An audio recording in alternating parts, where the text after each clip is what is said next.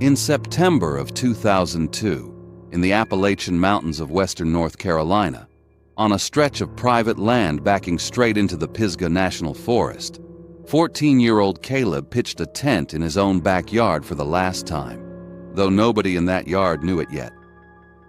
Close to 11 that night, something rolled out of the dark tree line that hadn't been made in decades.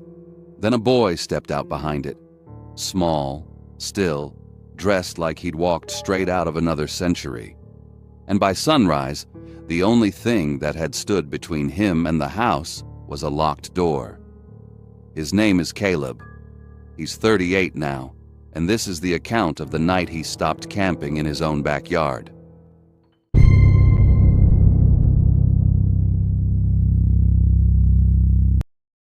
The Bell property backed straight into the Pisgah. Nearest neighbor a half-mile down a gravel logging road, no streetlights past the mailbox. 40 yards of open grass separated the porch from a tree line running clean into forest for miles behind it. That distance had never meant anything to Caleb before that Saturday.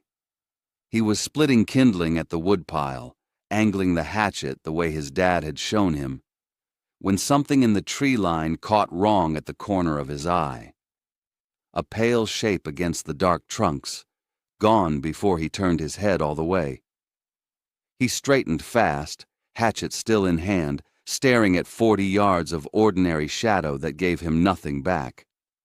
Brian was narrating his own log throws like a sports announcer nobody had hired. Mike flinched at a wasp near the porch light and pretended his foot had slipped. Corey stacked the last few logs just fast enough to call the chore done. "You good?" Corey asked, not looking up. Caleb said he was fine. He wasn't going to be the one who saw something that turned out to be nothing. They hauled the tent out 20 minutes later, staking it into the same flat patch of grass they always used, close enough to the fire pit that his grandfather's old concrete ring sat just off the corner stake. Caleb was pounding the last stake in when he looked toward the tree line out of habit. And there it was again. Same pale shape, same spot, give or take a few feet. Not moving, standing right at the seam where the yard gave out and the forest started. None of the other three so much as glanced that direction. "Y'all see that?" Caleb asked, still crouched by the stake, mallet loose in his hand. Brian didn't look up from the fire. Mike asked what. Corey said Caleb was trying to spook them before the storytelling even started, and laughed like that settled it. Caleb didn't argue. He drove the last stake in harder than it needed, telling himself tired eyes played tricks this late in summer. Same trick twice in half an hour was just coincidence stacking on itself. He almost believed it. By the time the fire caught and Brian launched into a ghost story Corey immediately shot down as played out, the cicada drone running steady since June had thinned to almost nothing. Caleb noticed. He didn't say anything about that either. The fire burned down the way fires always do, log to coal to ash, except the ash in that pit went cold faster than it had any right to, for something putting off heat minutes earlier. By close to 11, the coals had gone dark enough that nobody bothered feeding them, and for the first time all night, none of the four boys were talking. The ball came out of the tree line first. It rolled slow and crooked across the grass, an old leather thing gone soft and dark with age, stitched in a pattern none of them recognized. It stopped 10 feet short of the fire ring, sitting there in the coal light like it belonged there. Nobody moved toward it. "That from one of y'all's yards?" Brian asked, voice already thinner than it had been 10 minutes earlier. Nobody answered. The ball answered one question just by sitting there. Somebody had to have thrown it, and that opened up a worse one. 40 clear yards of open sightline sat between the fire and the tree line, unbroken by so much as a bush, and nothing had crossed it. Not a shadow. Not until the ball was already stopped in the grass. Then something stepped out to meet the seam where the yard ended and the woods began. child-sized, still as a fence post. Caleb's first thought was lost kid, the kind of thought that comes automatic and dies just as fast because a lost kid calls out, moves toward the fire, does something. This didn't do anything. It just stood there half lit by the coals, looking at 4 boys gone dead silent around a dying fire. Wood smoke gave way to something colder underneath, wet wool. Old fabric left too long in the closet nobody aired out. None of them had a shelf in their head to put that smell on, not in September. "Somebody's messing with us." Brian's voice cracked hard on the word messing, and Caleb heard it crack before Brian did. The fire's light should have reached that shape. 40 feet wasn't far. It reached the grass just fine, reached the tree line just fine, and stopped short of the boy standing there, like the light itself didn't want to touch him. Caleb's eyes dropped to the grass between the shape and the tree line, hunting for footprints in the dew, for anything that would make this make sense. He didn't find one. He wouldn't understand what that meant until much later. Mike grabbed a fistful of Caleb's sleeve without seeming to notice. Corey hadn't moved from where he sat, knees pulled up, eyes locked on the shape like he was waiting for it to blink first. The shape tilted its head, slow, the way a bird does hearing something under the leaves. That was enough. Caleb was up and moving before he decided to move, and the other 3 broke a half-second behind him, all 4 scrambling for the porch light like it was the only fixed point left in the world. Sneakers tore up wet grass. Somebody's elbow caught somebody else's ribs. Nobody looked back to check what, if anything, was following, because looking back meant slowing down, and nobody's legs were willing to do that right then. The screen door banged against the frame, and Caleb's hand found the deadbolt and threw it before his brain caught up enough to register he'd done it. 4 boys stood breathing hard in the kitchen, backs to the door, staring at each other like somebody was going to say something that made the last 90 seconds not have happened. Caleb's dad came around the corner in a t-shirt and sweatpants, already half awake, asking what in the world was going on out there loud enough to wake the dead. Corey got a laugh out somehow, said something about a raccoon getting into the trash cans, and it should have landed as a joke. It didn't.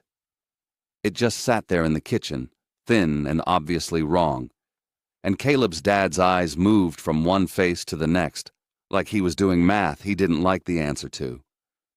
He didn't call it out. He just told them to get settled in the living room for the night instead. Easy, like it was no big deal either way. None of them argued.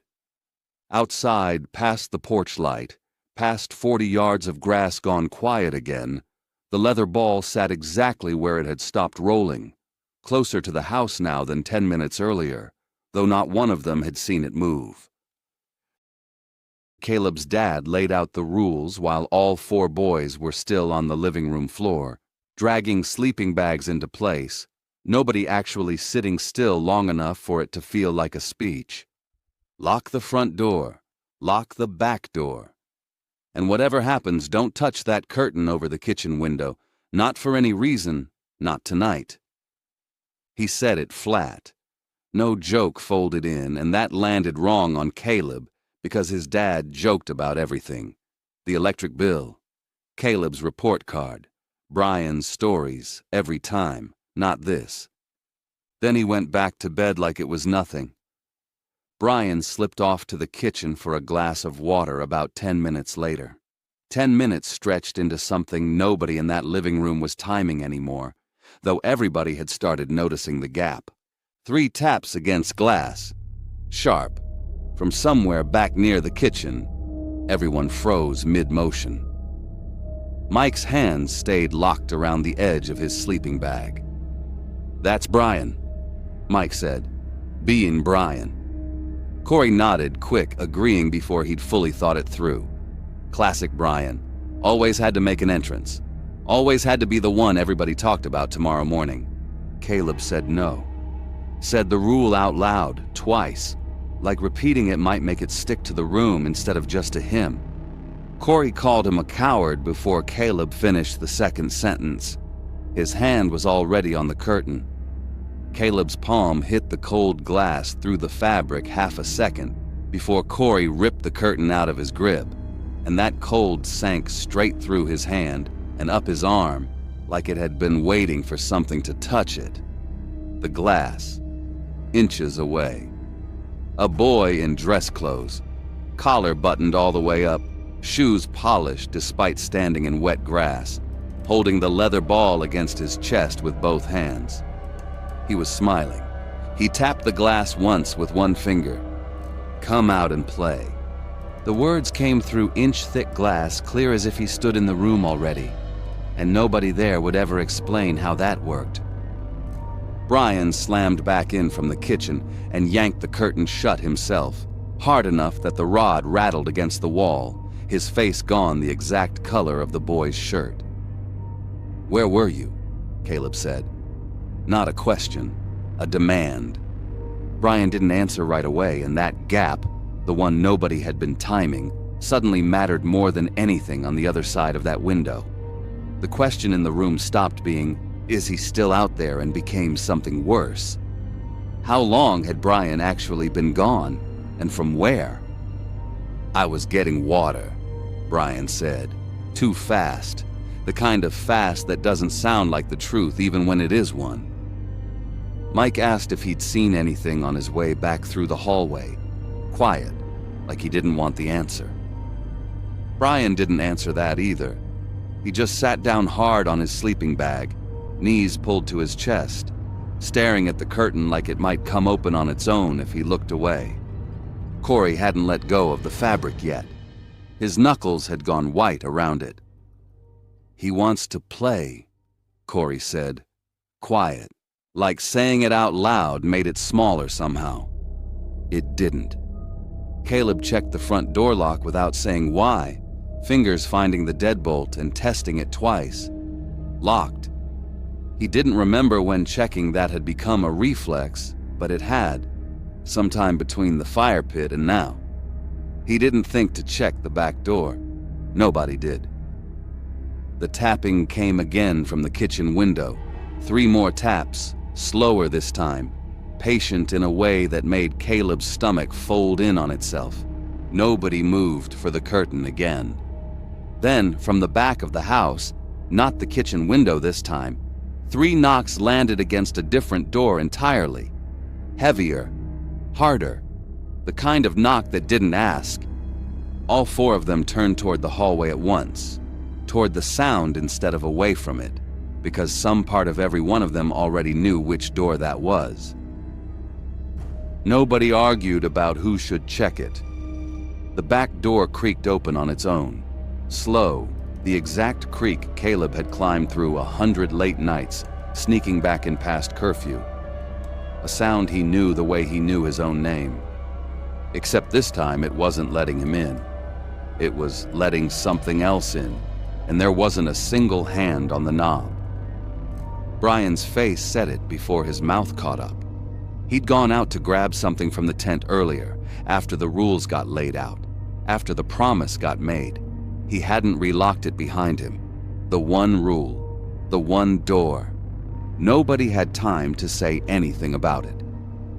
Caleb's shoulder caught the doorframe rounding into the stairwell, hard enough to leave a bruise he wouldn't notice until morning. Mike's sock slipped on the second step, catching himself on the rail. Corey was 2 steps behind and gaining, breathing through his teeth. The boy was in the kitchen doorway now, ball held against his chest with both hands, head tilted at that same slow angle. "Can I come in and play now?" Nobody answered him. Answering felt like agreeing to something none of them understood the terms of yet. The bedroom door slammed behind all 4 of them, and for 1 full second, the sound of the lock clicking over was the loudest thing that had happened all night. Louder than the knocking, louder than the voice through the glass, louder than anything. Hearts hammered hard enough to feel in the throat. The back of Mike's neck had gone cold with sweat that had nothing to do with the room's temperature. Somebody tasted copper, sharp and metallic, though nobody remembered biting down on anything. A second knock came from downstairs, then a third, closer now, on the stairs themselves. Whatever moved through that house wasn't following any rule a normal intruder would. It wasn't hunting for an exit. It wasn't hiding from noise. It was walking straight toward four boys hiding in a bedroom like it already knew exactly where they'd gone. Brian crawled toward the window, some instinct screaming that outside had to be safer than in here, no matter what logic said about that boy still being loose in the yard. Caleb grabbed his ankle and hauled him back. The other three folded themselves into the closet, pulling the door shut behind them, packed shoulder to shoulder in the dark between winter coats and a vacuum nobody had used in years. Footsteps crossed the bedroom floor, slow, unhurried, the kind of pace that belonged to something with nowhere else to be. The steps stopped directly outside the closet door. Silence stretched long enough that Caleb's lungs begged him to breathe louder than he could afford to. The knob turned. Then the door got yanked open with enough force to crack the frame around it, splinters raining onto Corey's shoulder, and the shape filling that doorway wasn't small anymore, and it wasn't smiling. It was Caleb's father. Alarm sliding fast into confusion, his hand still on the light switch he'd just thrown, asking what in God's name was going on up here loud enough to fill the room. For 1 second, nobody in that closet could make their mouths work. Then all four of them were talking over each other at once. The ball, the glass, the boy, the back door. Words tumbling out too fast and too tangled to land as anything a grown man in a doorway at midnight could piece together whole. Caleb's dad didn't yell. He didn't laugh it off either, which by now Caleb had stopped expecting from him about anything tonight. He stood there a moment, taking all four faces in one at a time, something moving behind his eyes that looked less like disbelief and more like recognition. Like this wasn't the first time somebody in this house had said words in that exact order. He told them to stay put. He went to check the house himself. The relief lasted exactly as long as it took Caleb to notice something underneath it, something that hadn't registered yet in the scramble of the last 2 minutes. His father hadn't once asked who they were hiding from. Not what happened. Not what scared you. Just what was going on up here. The way a man asks when some part of him has already guessed the answer and would rather not hear it confirmed. Downstairs, the back door stood open to the night, swinging soft on its hinges, and the yard beyond the porch light had gone completely still. 40 yards of grass, with nothing standing in it anymore. No ball left behind in the wet dew to prove any of it had happened at all.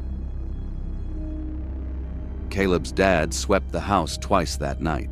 Every door locked, every window latched, checked, latched again, hallway by hallway, room by room, like he was looking for something specific and not just doing a general sweep.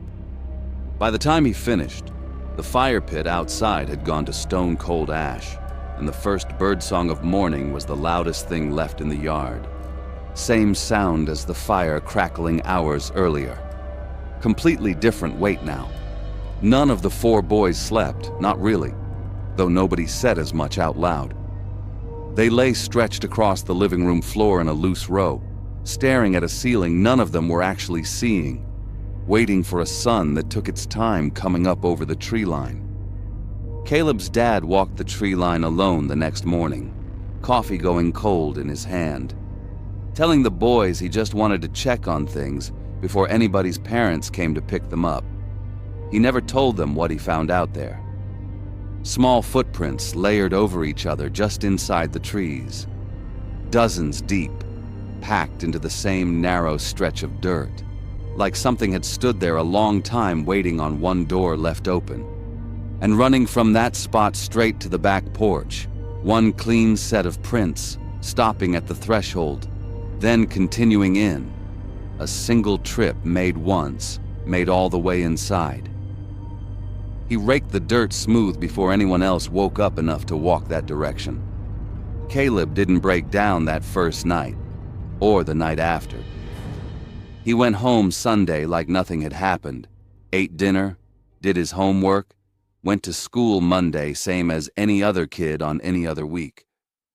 It was 3 weeks later, a basketball bouncing steady on a driveway 2 houses down, that finally did it. He had to go inside and shut the door. Mike never talked about that night again, not once, not to Caleb, not to anybody. Instead, he started counting things, steps to the mailbox, slats in the fence, ceiling tiles in his classroom, anything with a fixed number he could land on and be certain of. Years later, grown and settled into his own place, Caleb finally asked his dad why those exact rules. Lock the door, don't touch that curtain, not for any reason. His dad took a long time answering. His own grandfather had told him the same thing, word for word, at the same age, on the same land, back before Caleb's dad had a house of his own to lock up at all. The ball had never been new to that tree line. It was the same invitation, passed down the same way as the warning that came with it, generation folding into generation without anybody deciding to start the tradition on purpose. 40 yards used to be just distance. Grass between a porch light and a stand of trees, nothing more than that, the same as it looked from any other backyard in any other part of the county. It stopped being just distance this September. Caleb was 14, and it hasn't gone back to being that since.